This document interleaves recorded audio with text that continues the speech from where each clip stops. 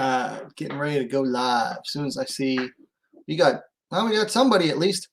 All right, welcome back to WMA Now with your host, Josephine. Welcome to the post-fight discussion for UFC Fight Night. Dern versus Rodriguez. Going to go over the three ladies bouts that happened tonight. And then after that, we're going to go and discuss some recent fight announcements and news things that happened this week because missed out on doing the WMA Scene report this week. So this is almost like episode 110.5 of the WMA Scene report. So we're going to go ahead and talk about some of the news things. But first, let's get into these UFC fights because I thought they were all pretty good. 2 finishes, 1 decision. Also, breaking news, clean sweep for the ladies in the post-fight bonuses. Dern versus Rodriguez got fight of the night.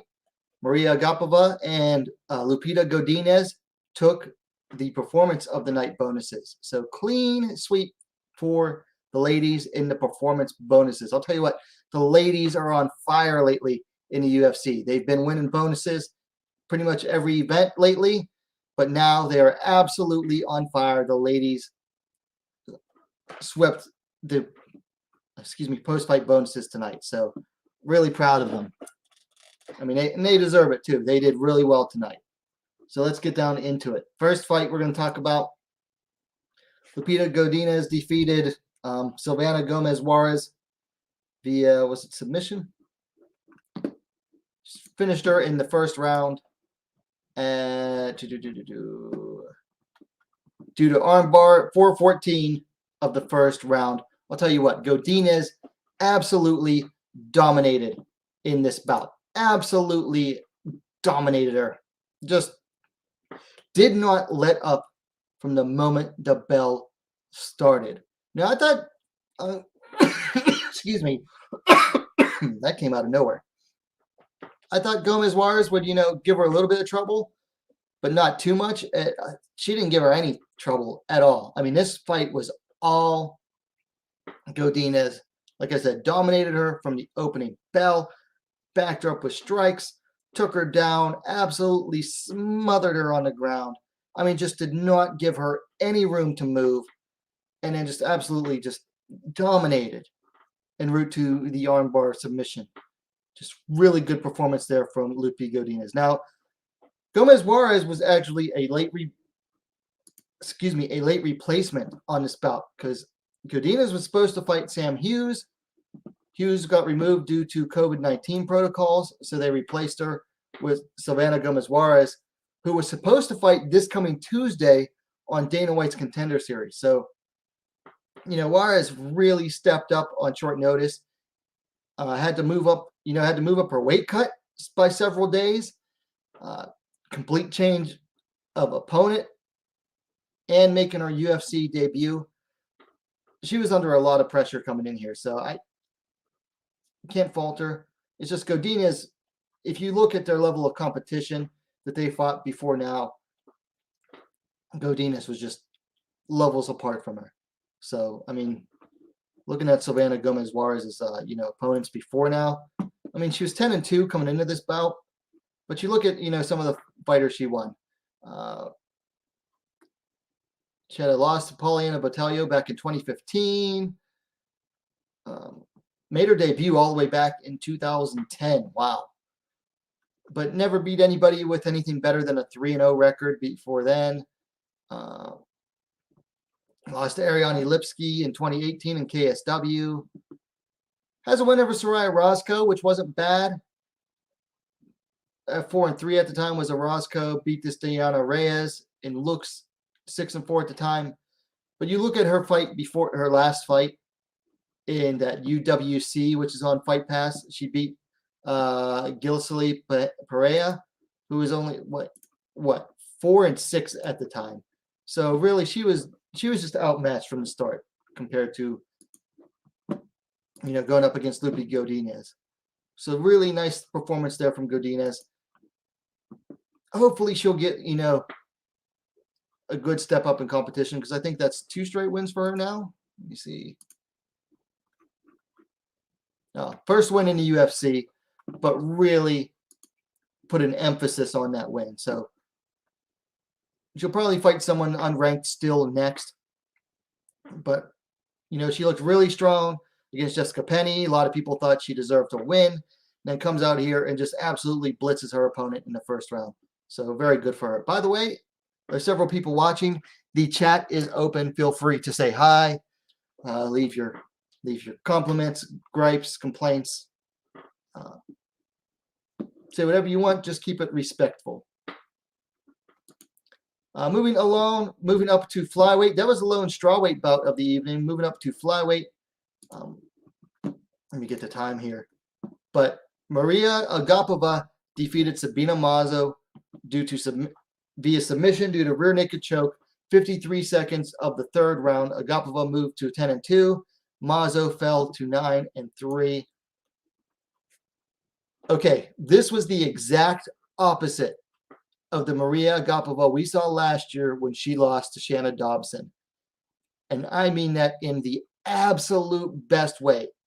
Complete and total opposite performance from the Dobson fight last year. Improved in every way, but particularly in her pace.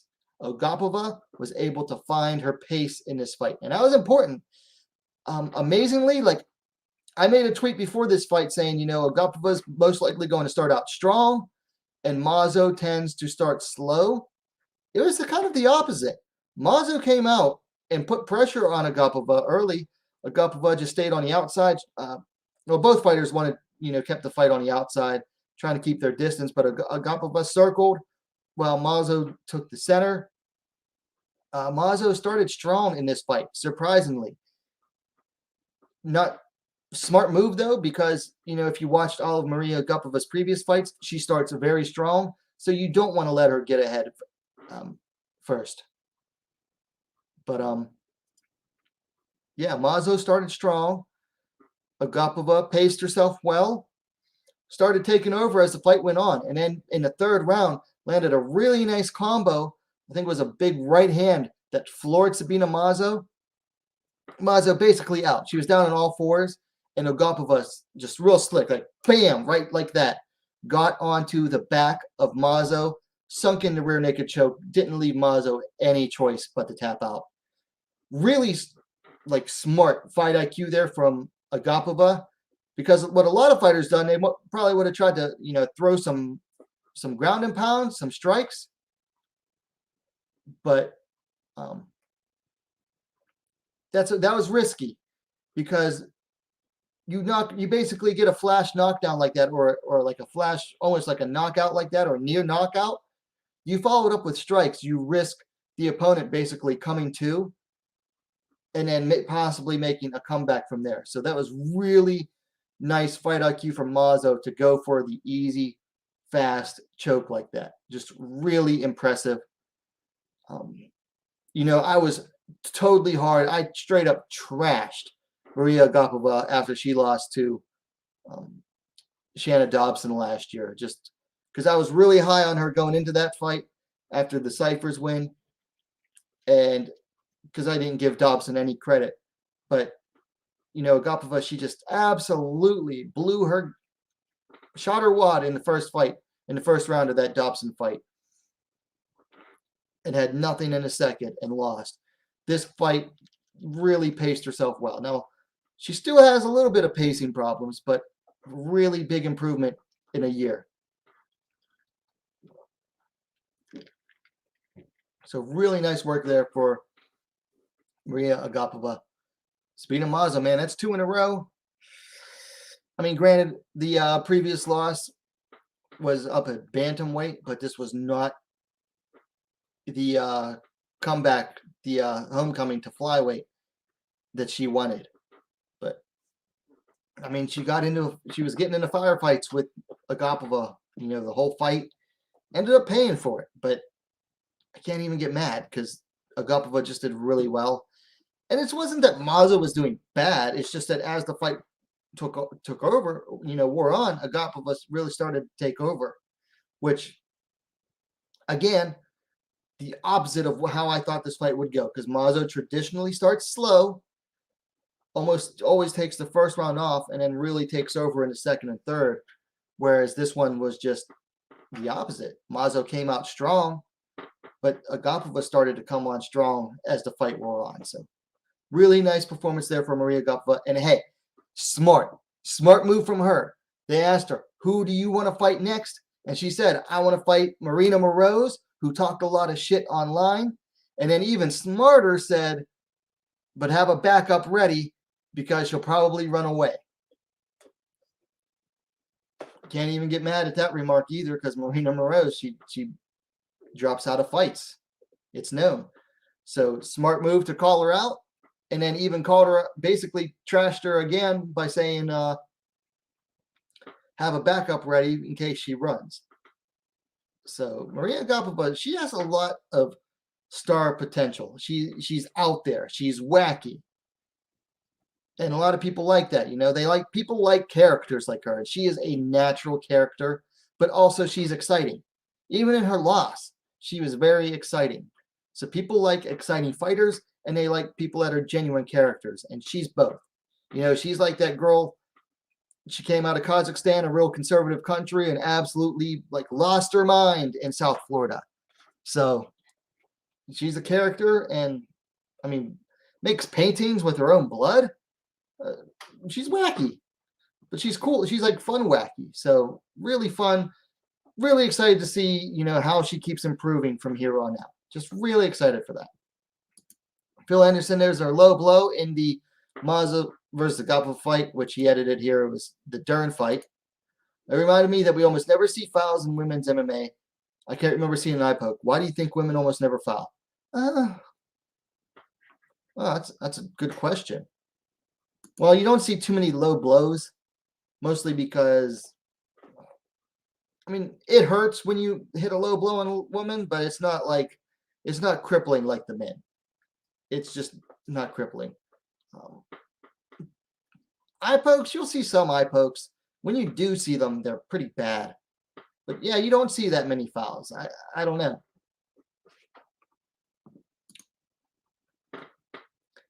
Mark Gottlieb says, guessing he means Dern requires 2 years of sparring and footwork. Then she will be ready to make a statement for the belt if she makes serious stand-up progress.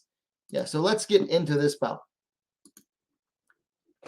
Marina Rodriguez defeated Mackenzie Dern via unanimous decision. I believe the scores were 49 to 46 times 3. So the judges most likely gave her the second round. Let me see if it's up on the MMA decisions yet.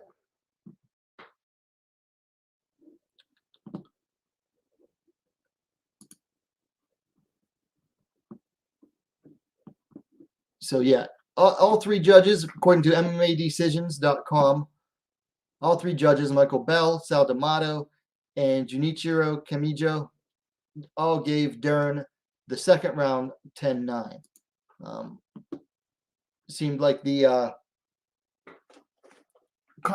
commentary was shilling for Mackenzie Dern hard, because they were talking about a possible 10-8 in the second round, which I did not see at all. Yeah, she was in control most of the round and threatened with submission near the end. But, Rodriguez did well. She was threatening almost like a Darce choke or a collar choke in that second round, mostly using it defensively. But I definitely did not see a 10-8 round 2. But yeah, the commentary, and I even tweeted this out, they were shilling very hard for Dern. The narrative going into this fight was almost all about Mackenzie Dern, really pushing her. But so I was really happy. I tweeted out that I had picked Dern to win before the fight, but I was cheering for Marina Rodriguez because, Dern leading up to this fight said that she hoped that with a win or with a finish over Rodriguez, that she would be able to leapfrog over Carla Esparza to get a title shot. Whereas Rodriguez, it was the opposite. Excuse me. She said that she believes that Esparza deserves the next title shot. So really happy that Dern or Rodriguez got the win here and Dern got denied. But other than the second round, most of them played out the same. With Rodriguez generally keep staying on the outside, denying Dern, you know, excuse me, the chance to get in close and to try to get the takedown. Now, I think Dern got her down in the first round, and then obviously got her down in the second round. And then it was either the third or fourth round that Rodriguez almost gave it away in the last 30 seconds. And I was really worried about what the judges would do. Let me check my Twitter here. The fourth round, Rodriguez went to the ground with Dern in the last 30 seconds, and she said she almost gave it all away at the end. But this fight was a good demonstration that being one-dimensional will only get you so far. Now, for Mackenzie Dern, it got her very far. It got her into the top 5, but tonight showed that she can't necessarily hang with the top 5.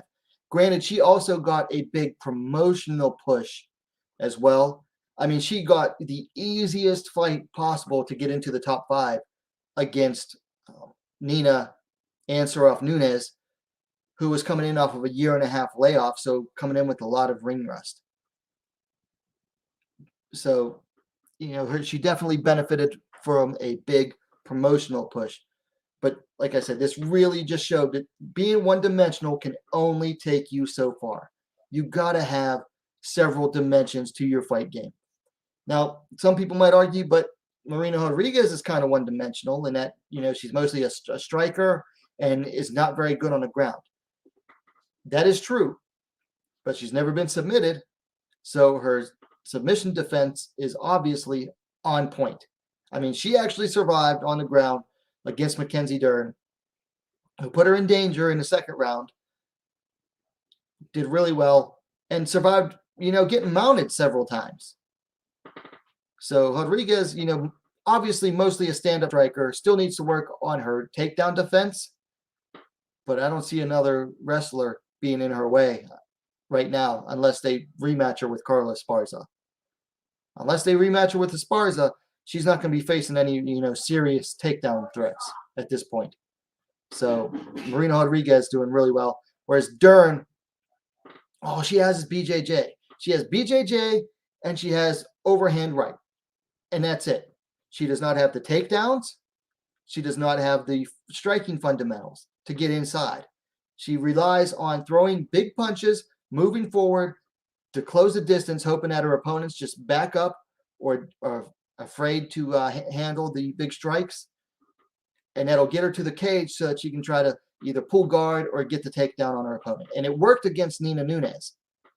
I mean, that was exactly what she needed to do in here, the way she got Nunes down to the ground. She backed her up with the striking, and she's confident in her strikes because they work. She throws bombs. I mean, when they land hard. But she's not really throwing them with any skill. She's mostly just throwing them with force behind her. And it's just wasn't enough against a striker as, multi-dimensional in her striking as Marina Rodriguez. So the big thing for Dern, I mentioned, she needs two things. She needs to split her training up until she enters next camp. She needs to work on two things. She needs to find a wrestling club to work with, like not necessarily a wrestling team, but they have these things called wrestling clubs where they're like extracurricular, like they're operate outside of like the school system. And all you do is their clubs. All you do is go there and wrestle, and they go around to different tournaments. So go to find a good wrestling club to go to and work on takedowns. And that is the biggest problem with so many BJJ fighters is they almost start all their, their rolling, their mat sessions, open mats, they start on the ground. But you got to work on getting the fight to the ground. You can't get it to the ground just by, falling to your knees all the time or sliding onto your butt all the time. That's not going to work in a fight. You got to work on your takedowns. So she needs to go to a good wrestling club and just drill takedowns. Second part of her striking needs to go to a really good boxing gym. And hey, Coach Jason Perillo, he's a good guy. He's a good coach, and he's doing everything he can for her based on her limited abilities. But she needs to find a legit good boxing coach and work on nothing but fundamentals. Okay, I'm talking footwork. I'm talking head movement. And I'm talking the jab, the most important strike you can throw with your fists. She has zero jab. She has even less jab than she has footwork and head movement. She has no jab whatsoever. And you can't just wing bombs all the time, throwing nothing but overhand looping punches and hope that's going to land. You've got to set those up. You've got to set up the bomb with a jab. I mean, that's it. Wrestling takedowns and boxing fundamentals. Footwork, head movement, and the jab. You got to have the footwork to set up any punches. You got to have the head movement to defend against your opponent's strikes, and you got to have that jab. You got to use that footwork, use that jab to set up the bombs. If you set up the bomb properly with the jab, the bomb will come, and then you can use that to back your opponents up into the cage to work your takedowns. So you work on those 4 things, she's going to have a much better game overall. As for Marina Rodriguez, she did really well tonight. I thought as soon as she went to the ground, I thought, oh, God, it's over. It's over, and Horse Teeth is getting a title shot. But she did really well. Let's go ahead and take a look at the chat here. Mark Gottlieb says 10-8 requires damage. Yeah, it's a good point. It's not like it used to be where, you just dominate and control like nonstop for a 10-8 round. But you got to have damage too. Phil Anderson says Espen Ladd has failed up, going from another failed weight cut to a main event next week. Yeah, I'll talk about that in a little bit. Zah, welcome to the chat. Zah says, or is it Exa? I can't remember. Really makes you wonder just how good is Carla Esparza. Well, she's the GOAT, obviously. That's a bit of an inside joke there. I know Zah from the Sherdog forums. And he will tell you Carla is the GOAT. Phil says, I want to see Rodriguez versus Joanna next. Should be a striking war. I know JJ wants a title shot next, but she needs a win first. I agree 100%. And I think that fight is on everyone's list of fights that they would love to see in the strawweight division. There's no reason not to book that fight other than the fact that Joanna would likely turn it down. But that's the kind of fight that you break out the hand lotion for. That fight would be so good on the feet. Robert Sothman, welcome to the chat, says Rodriguez can throw heavy. She definitely can. Oh, man, when she was in the clinch, throwing those knees, man, she was throwing them with bad intentions. I mean, just bad intentions. That to me was honestly Rodriguez's heaviest strikes were in the clinch with the knees. She nailed Dern in the head a few times with the knee. I'll tell you what, I got to give Dern credit. She has a beard on her. She has a chin. I mean, she is no glass jaw. Because she ate some heavy knees in the clinch in this fight. And just kept going. Robert says, everyone will look like their ground game is shit if a BJJ world champ is on you. Yeah, that's true. That is very true. Mark Gottlieb says, Joanna too. Okay. Phil says, Dern got her ranked by beating Nina, who hadn't fought in a long time. She jumped plenty of fighters who I don't think she could beat. Yeah, she definitely leapfrogged. She leapfrogged several times. I'd have to go and look for like an archive of the rankings updates, but she definitely leapfrogged several times. Benefited from some fighters moving up too, like moving up in weight or being removed from the rankings. Robert says Dern has the dumper to sit on the right hand. Yes, she does. That she does. Phil says most of the time Dern throws the overhand strike. She ends with her head down.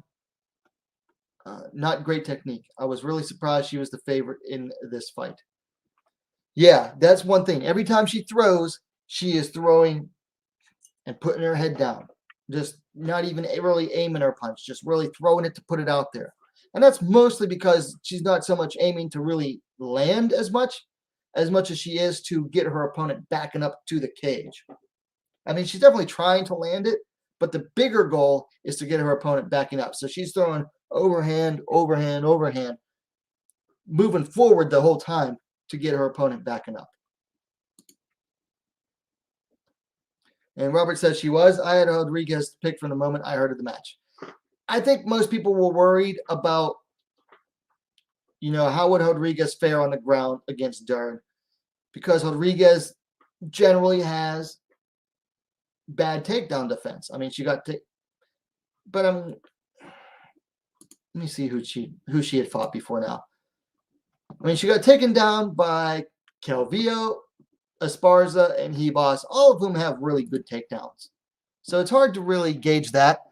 And I think the biggest thing is they didn't realize, and I think it was mentioned during the commentary at one point, but I know Luke Thomas mentioned this on the Morning Combat podcast on Friday. Dern only had a 10% takedown rate going into this fight. 10%. Most of the time, when she went to the ground with her opponents, either she pulled guard or her opponents obliged her by going to the ground with her, making dumb mistakes. Like when she beat Randa Marcos, she slipped and fell, and Marcos chased her to the ground. Stupid. Like almost as many of her wins were the result of her opponent having just really trash fight IQ as they were her actually doing something good. Because, I mean, let's look at Dern's wins here. Hannah Cyphers got the knee bar. Cyphers was standing over her and just stayed standing there right above her instead of making her get back up. Cyphers was doing good in that fight up until that point. Randa Marcos literally followed her to the ground. Kenzie Dern threw a kick that missed. She fell because she doesn't know what she's doing when throwing kicks and just obliged her by going to the ground. Verna Jandaoba, they kind of canceled each other out for most of that fight. And then the Nunes fight, that was the one time she did really good, backed her opponent up and took her down. Judy V says, Phil, I was surprised as well. Welcome back, Judy V. Been a while. And Robert says that range and shot selection is hard to negate. It is. I mean, Rodriguez is very long and lanky for this division. She's 5'6", 168 centimeters, has a nice reach as well, 65-inch, 165 centimeters, and she knows how to use it. She knows how to use every bit of that reach. So when she wants to employ it, good luck getting inside. Mark Gottlieb says, Joanna lost 4 champ fights in a row. She has to fight to get back in the game. I agree. I mean, she is just hoping for a Rose or Wei Li fight, whether it's for the title or not, because she knows that if she beats one of them, like even if she doesn't get an automatic title shot, if she beats one of them, then she gets a title shot off of that.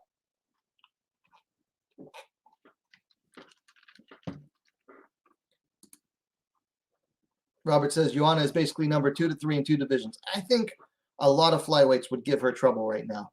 I mean, she got an automatic title shot at flyweight before that division really got going. So I think a lot of flyweights would give her trouble right now. Zah says Emrod is taking over Betch's office worker turned fighter late in life role and bringing it to a whole another level. I miss Betch Kohei already. I'm not going to lie. I miss her already. But how old? Yeah, Marina Rodriguez, she's not young. She's 34. Damn. So, yeah, she really kind of got started late because she started MMA in 2015. So she was like 28 at the time. Yeah, getting a little bit of a late start. Robert Southman says, poor Hebus had all her hype snatched by Emrod. Yes, she did, and it was glorious. I can't stand Amanda Hebus. She's so annoying. With that laugh. I can't stand it. Robert says, I remember screaming at my screen watching Dern versus Cyphers and Dern versus Marcos. Yeah, I was too. I was so pissed off at both of them. Like,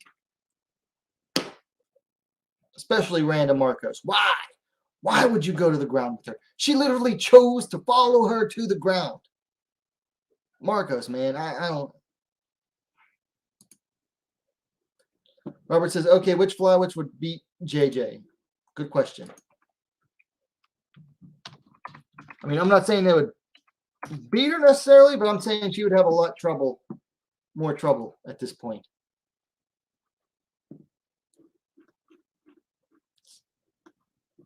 I think Chukagian would give her a lot of trouble. And possibly Jennifer Maya. Man, looking at it, yeah, okay. Now that I look at the top, 5 to 10, she'd do really well. She'd have to pack on the pounds, but she could do really well. Not John Jones either. Oh, I'm not touching that one with a 10-foot pole. Zaza says, the funny thing about Randa is post-fight, she even said when she was down on top of Dern in her mind, she was going, no.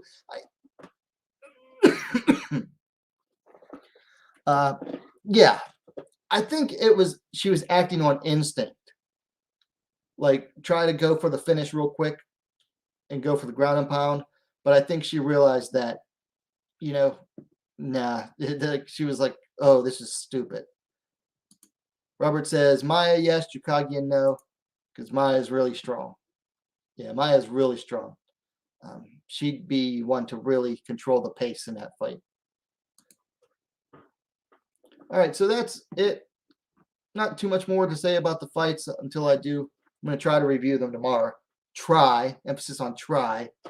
I know I have a terrible record on getting fight reviews done on a Sunday. But let's get into some news topics. So first one, let's see here. I have these highlighted. Let me bring them front and center here. All right, so first up, UFC 270 is scheduled for January 22nd, and they booked a flyweight bout, Geon Kim versus Pollyanna Battaglio. This looks like a real loser leaves town match. Both are 1-3 in their last 4. I believe both are also riding 2 straight losses coming into this. So this is a real loser leaves town match, but I'll tell you what, this has fun and exciting written all over it. This to me is going to be at least as exciting as, Fire Fist Kim versus Meatball Molly. Because Pollyanna Battaglio is another action fighter. We already know Kim's an action fighter. She's going to look to strike the whole time and look to, stand and bang. Battaglio most likely will try to as well. She hits hard. They both hit hard. They both can do damage on the feet. And I think this one will be very exciting because both are going to be fighting for their job. And both only really know one way to fight. So this one should be very exciting, very fun. Long way away in January, but I'm excited for it already. I might have to make another hype video for this one. So really excited. Let me check out the stats on this one here real quick. Should be up. They're not up yet on Tapology, but Kim's coming in at 9-4-2, whereas Battaglio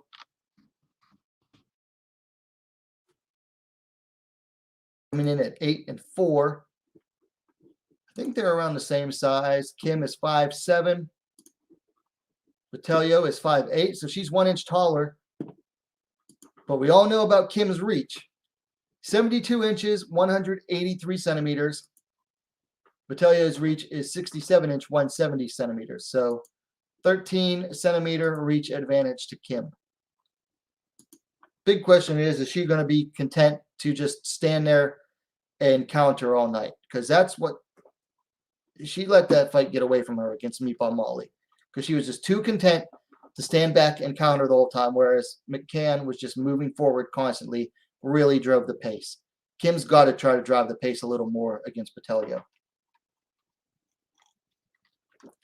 But I'm going to have to watch some film on this one because I'm really excited for this one. I love me some Fire Fist Geon Kim, and Battaglio is always a fun fighter too. So looking forward to this one. Then next up, and this one's coming this coming weekend, October 17th, Heat 49 in Japan. Rin Nakai is back.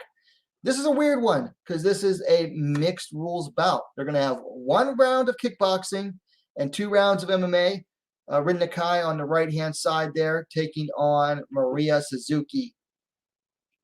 Rin Nakai is like a cult favorite among like the hardcore of hardcore fans.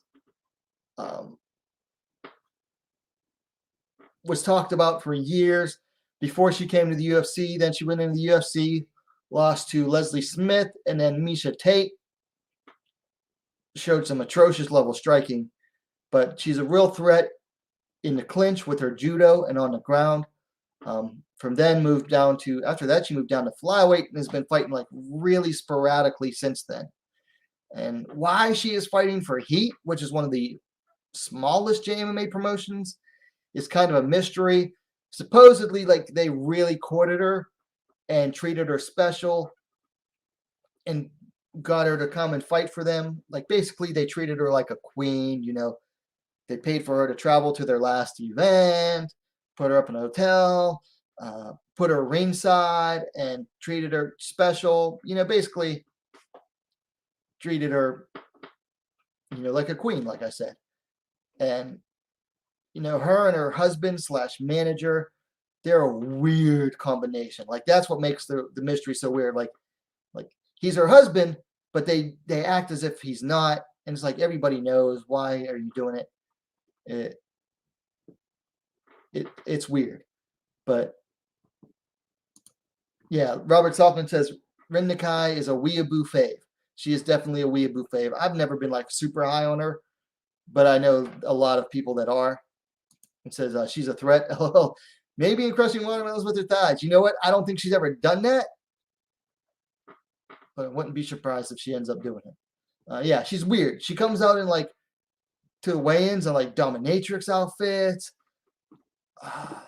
collects beetles. So there's like all these photos of her with like beetles all crawling over her, and she's weird.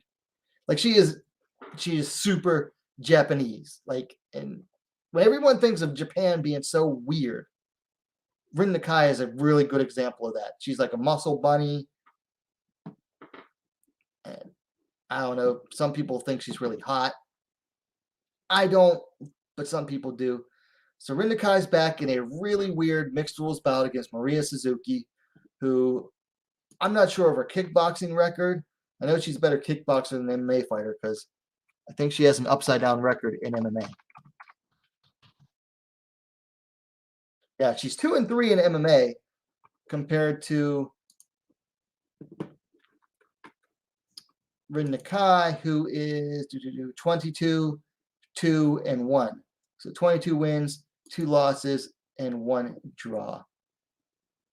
But Rin Nakai is back. She's definitely want to keep an eye on. I'm not sure how to watch this. It looks like, oh, it's a pay-per-view. You can do a search for this. I'll try to put the picture in a community post. You can use the little QR code there if you want to watch it. I'm going to skip it because there's too many other JMMA fights coming up this next weekend. But looks like only 2,000 yen, which is pretty neat. Let me check.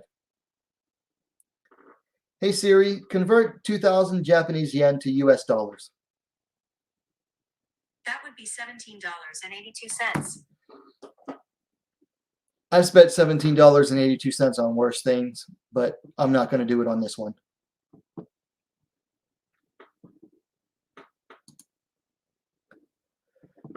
Next up, I Am Fighter, IAF, which literally stands for I Am Fighter number 3, is going down November 14th in Praha, Czech Republic. Petra Chaskova taking on Aitana Alvarez. Chaskova coming, I don't have the records, but I included this one because Chaskova literally just fought last weekend, was a late notice replacement on Bellator, and she got submitted for the first time as a pro by Elena Calianado. And I've seen Aitana Alvarez fight, I want to say at least once before, but really fast turnaround here for Chaskova, who just lost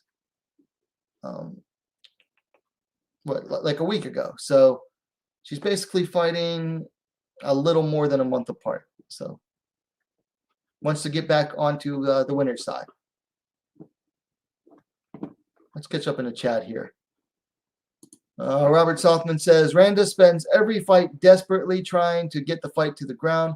Just can't override that program. Yeah, it's a big one. You know, I mean, she's more of a wrestler than a striker, and her striking's always been weird. And she just allowed that habit to get the best of her in, the Dern fight. Zah says Alexa Grasso broke again. Yeah, we'll get to that one. I'm depressed. Yeah. Robert Sothman says hot on alternate Thursday nights, maybe, talking about Rin Nakai. Hey, some people are into those muscle bunny chicks. I'm not. I don't get it. Robert says, if we're crushing on JWMMA icons, I'm all about Reina Kubota. Yes, Reina. Reina is one to be crushing on, definitely. You got that right, Robert. I'm still disappointed that they did not have, Ryzen has not booked her for a fight yet. She's going to end up retiring without getting any more fights in at this rate. I just can't believe it. Really upset. Anyway, moving on. Karina Rodriguez, the Invicta FC Flyweight champion, is already participating on the Mexican edition of the game show Exatlon. It's like the reality game show. She's on the Mexican version. So past participants on Exatlon from MMA that I can remember have been Jorge Masvidal, Joel Romero, and for the ladies, what was her name? What's her name? Valerie Lareda. And all three of them saw an uptick in popularity afterwards. Now, they weren't on the Mexican edition. I have no idea how big the Mexican edition is in Mexico or whatever, but if it's anywhere as big as the regular version, then Rodriguez, it's Spanish, Rodriguez should see a big uptick in popularity. And I saw a clip on, I want to say, Instagram, where she helped them to win her team to win one of the contests. Like she scored the winning goal or whatever it was at the time. So hoping this means a big boost for her, and it means a big boost possibly for Invicta numbers in her next fight.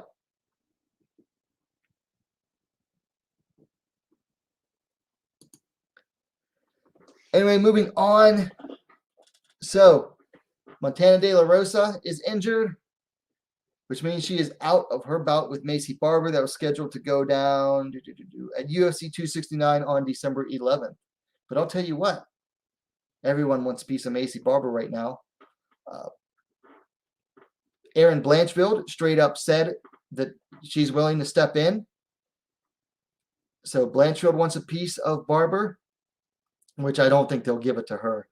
Fight's still too far out, and Blanchfield just had her debut, and Barber's still ranked, so I doubt she'll get it. Casey O'Neill, though, alluded that she was interested in this fight in either on Instagram or on Twitter. Basically said, I was hoping to be done for the year, because she just fought 3 times this year. But she said, was hoping to be done for this year, but the temptations keep coming. And that was the same day that it was announced that De La Rosa was out. Now, Barber, on the other hand, is calling for a rematch with Roxanne Modafferi. So let me pull up the UFC rankings real quick here. So Modafferi is currently at number 11. Barber is at number 13. So Barber's looking to move back up the rankings after she had dropped previously, due to like 2 straight losses, and then managed to gut out that win against Miranda Maverick.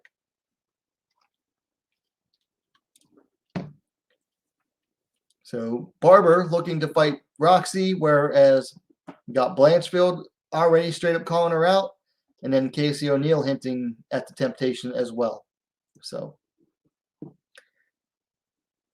Barber might be in for some rough times, because if she ends up fighting Casey O'Neill, King Casey, I would go with King Casey in that fight. I mean, we haven't seen King Casey take the kind of blows that Macy Barber lands, but I think I would favor King Casey in that one. I might favor Erin Blanchfield over her too. Blanchfield needs to clean up a lot, especially in her striking, because right now she's in that stage where she's just throwing things out there and seeing what lands.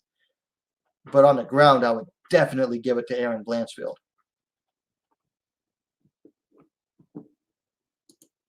Roberts says, Barber irritates me. I think it's the whole future and disrespecting. Yeah, I don't know anybody that likes her at this point anymore. She turned off a lot of fans. It says, Robert also says, she lost that match with Miranda Maverick. I have no idea what those judges saw. I'm not sure either. I think I actually skipped that fight. I have yet to watch that one. So, next up, big fight announcement here. Big. Cyborg's ready to defend her title again. She's going to be taking on Sinead Kavanagh at Bellator 271 on November 12th in Florida at the Seminole Hard Rock Hotel and Casino. Like I said, when I said big, I mean those are heavy quotations. Big. I'll be honest, I haven't seen anyone actually act excited for this fight. Like, even like the big hardcore Cyborg fans barely talked about this fight, if they have at all. And they know why. This is a hard fight to get excited for. This is a hard fight to justify really getting hyped over. Kavanagh has nothing for Cyborg. She just has nothing for Cyborg. Nothing. She hits hard, but I don't think she's even going to get a chance to land against Cyborg. Cyborg is just levels above Sinead Kavanagh at this point. And I mean, she's number 5. She's skipping over like 2 people who haven't fought Cyborg yet either. Let me bring up the Bellator rankings.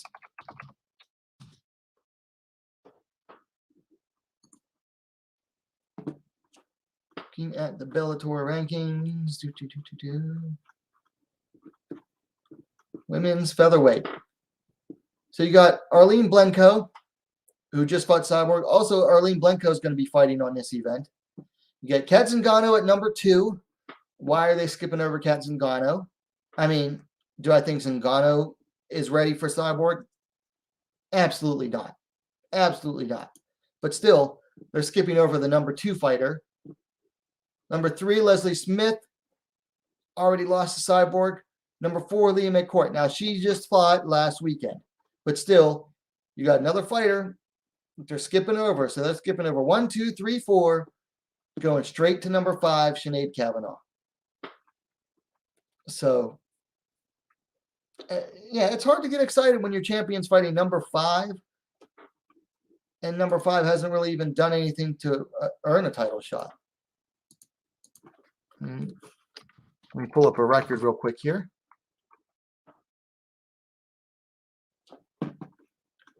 What has Sinead Kavanagh done to deserve this fight? She's on 2 straight wins against Olga Rubin from November of 2019, and then Katarina Leonard last October. So it's been a year since she fought, and her 2 wins are against opponents who aren't even in Bellator right now. Olga Rubin got cut. Katarina Leonard, I believe that was a one and done for her in Bellator on the Euro Series. Yeah. That was a one and done for Leonard in Bellator on the Euro Series, which is usually how it is with the Bellator Euro Series. So she's on 2 wins over fighters that aren't even in the promotion. Before that, she had 2 straight losses to Janae Harding and then Leslie Smith. Why she is ranked so high, other than the win over, the only reason she should be anywhere nearly ranked this high or in the top 10 at all is because of the win over Olga Rubin. That's it. Because Olga Rubin was ranked high and challenged for the title, but then she lost 2 straight, including the one to Kavanaugh, and she's not there anymore. So why Kavanaugh is ranked so high, other than, Bellator being really close with SBG Ireland right now, I have no clue. So yeah, like I said, even the big Cyborg fans haven't even barely even talked about this fight at all, because they know this is just a steamrolling waiting to happen. Also booked on that card, I don't have a pickup for it, Arlene Blenko coming in at number 1, taking on Pam Sorensen, who is currently ranked number 7. That should be a good one. I mean, I'm going to give it to Blenko right away, but I think Pam will make it a good fight. I'm just never been very hyped on Pam Sorensen, so.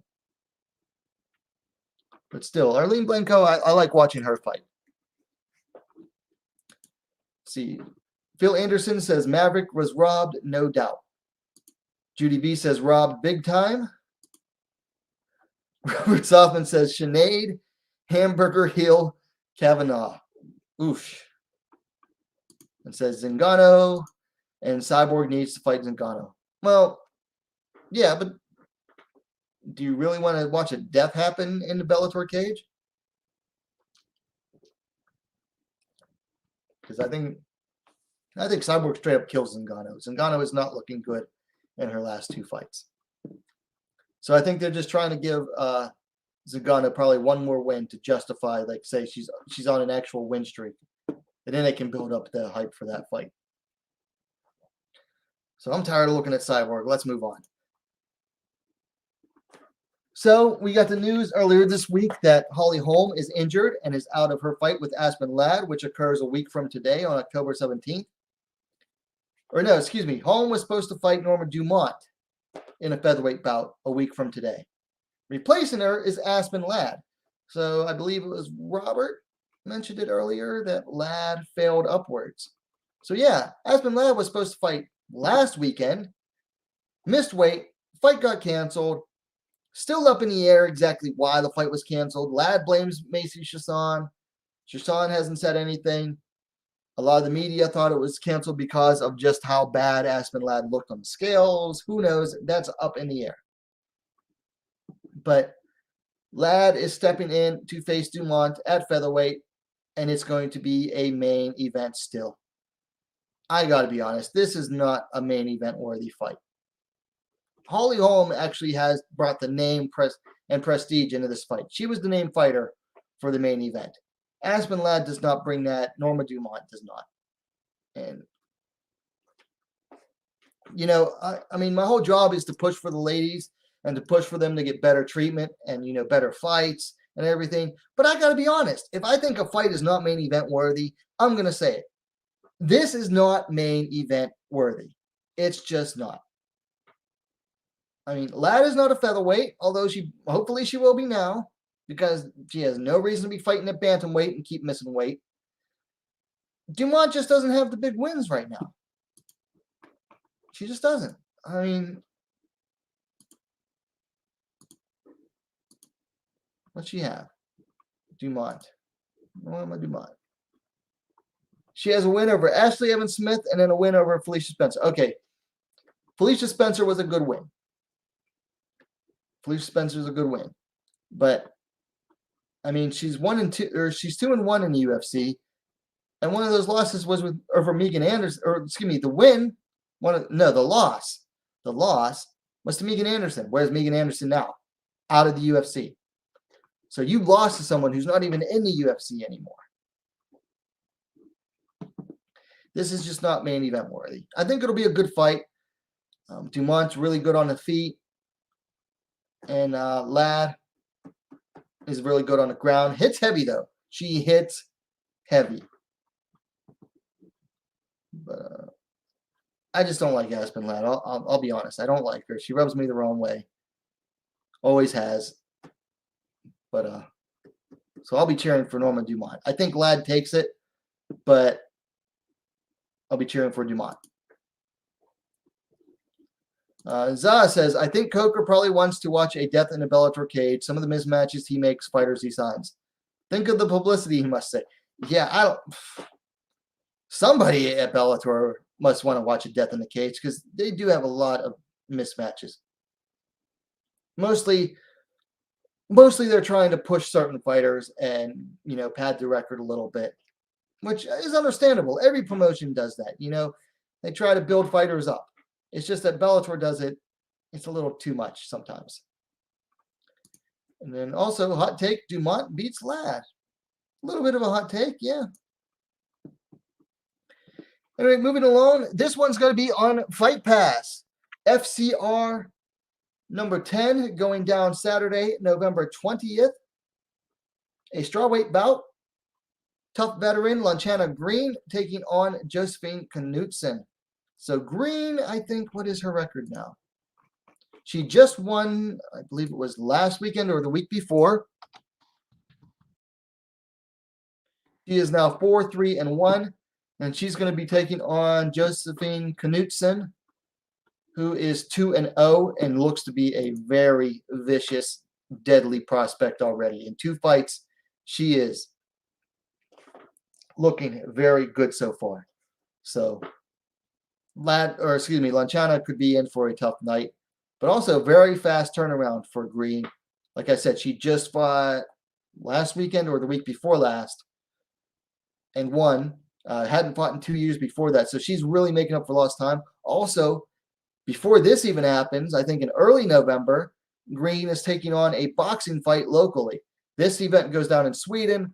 Green's also taking a boxing match in England, I think on November 4th. So she is really making up for lost time after not fighting for 2 years. So she's going to have 2 MMA fights and a boxing match in a little over a month. Got to respect her. Salute to Lonchana Green.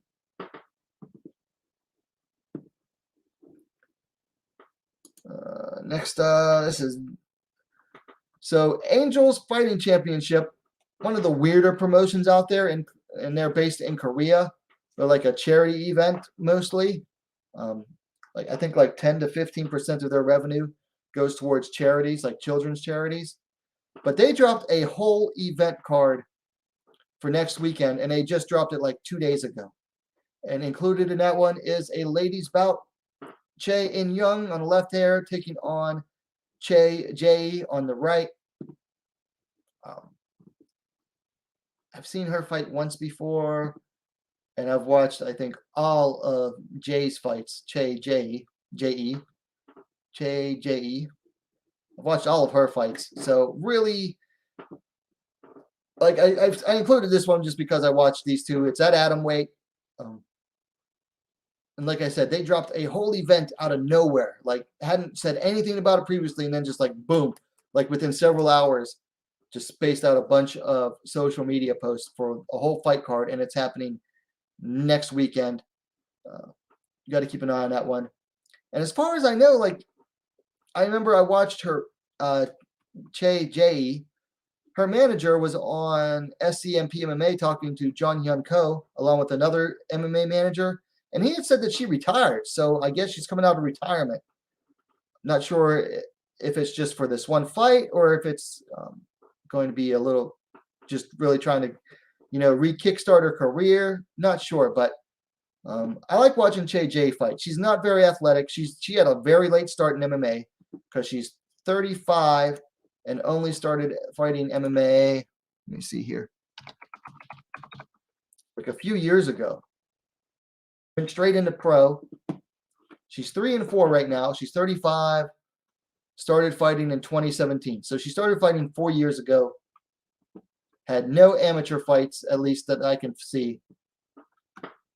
Started off 2-0, then lost her next 4, and then most recently got a win at AFC 14 last year, August of last year. From what I understood, she had retired, but Looks like she's coming out of retirement. So I'll be watching this one because I love me Korean MMA. So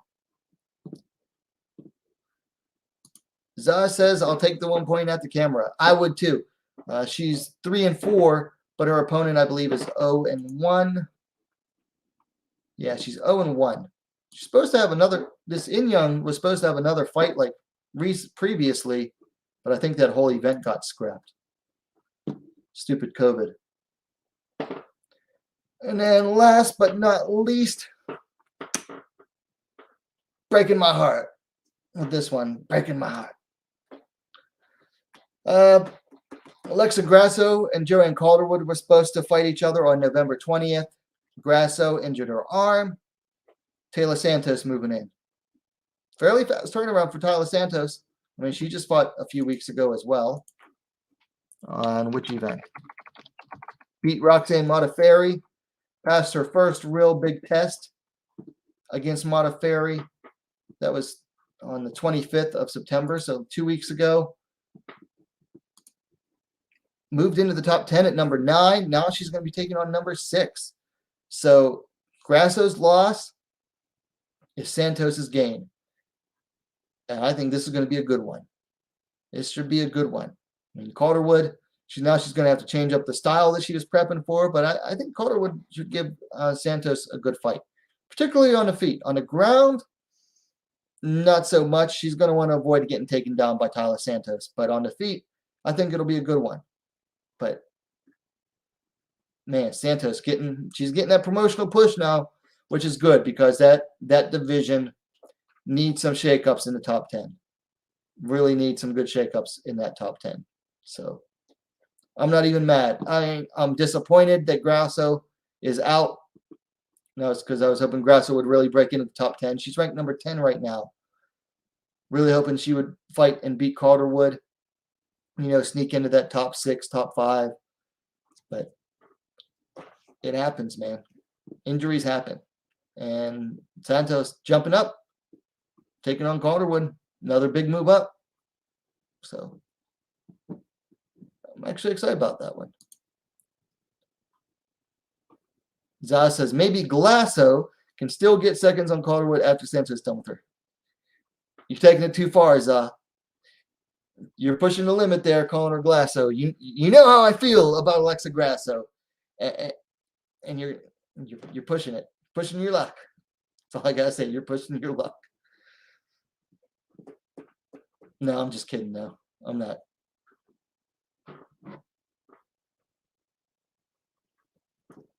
Of course, Za knows that Carla Esparza got a lucky decision against Grasso, so. So that's really it for the news.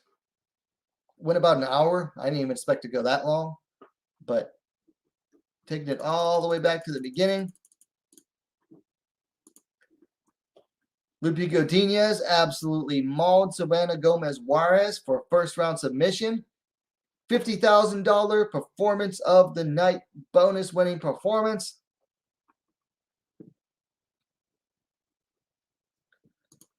And then Maria Agapova took Sabina Mazo out in the 3rd round for a late finish. Early in the 3rd round, but still that's considered a late finish. Knocked her down with a big right hand and then tapped her out with the rear naked choke for another $50,000 performance of the night award-winning finish. And then sweeping the bonuses for the ladies. Marina Rodriguez defeated Mackenzie Dern via unanimous decision for fight of the night, $50,000 each. Congrats to the ladies. I mentioned this earlier in the evening, but people hadn't come in yet, so the ladies swept the performance bonuses tonight. The last several events, I believe one of the ladies had taken away bonuses for each of the last 3-4 events. Tonight, they got a clean sweep, so congrats to the ladies. Applause for them. Zaz says she does break quite a lot, though. She does. Hadn't recently, I don't think. But It's been a while, I think, since she got injured. From what I can remember.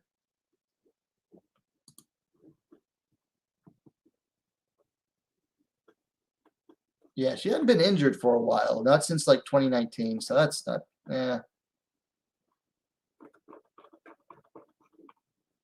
But it seems that Grasso has caught the injury bug again.